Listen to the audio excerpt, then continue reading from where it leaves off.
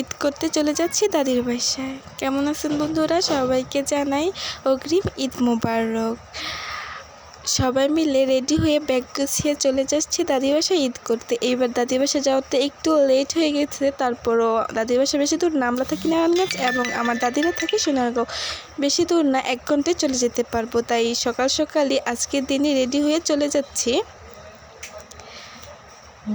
Ready হয়ে নিলাম, এখন বের হবো বাসা থেকে। সবাই রেডি হয়েছি ঈদ করতে। ঈদ মানে আনন্দ আর খুশি। তা যদি আবার দাদির বাসায় সবার সাথে ঈদ করা হয় তাহলে তো কোনো কথাই নেই। ফুপ্পি চাচ্চু সবার সাথে একসাথে ঈদ করতে খুব ভালো লাগে।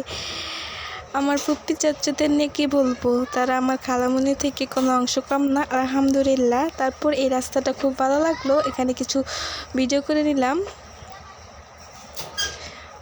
খুব খুশি খুশি লাগতেছে সবার সাথে দাদির বাসায় যে ঈদ করব। আগে তো দাদাও ছিল, বাট এই বছর আর দাদাকে পাবো না ঈদ করতে, দাদা তো মারাই গিয়ে। দাদির সাথে সবার সাথে ঈদ করার মজাই আলাদা। তো অনেকেই দেখতেছি স্বপ্নকে পাড়ি দিচ্ছে, কিন্তু আজকে আমরা দল খেলাম। বেশি দূর না দাদির বাসা, যার কারণে আজকের দিনই রওনা হতে হলো। দূর হলে হয়তো আগেই রওনা হতো। ফাইনালি দাদু বাসায় চলে আসলাম, আলহামদুলিল্লাহ। ফাইনালি সাবধানে দাদুর বাসায় চলে আসতে পারলাম।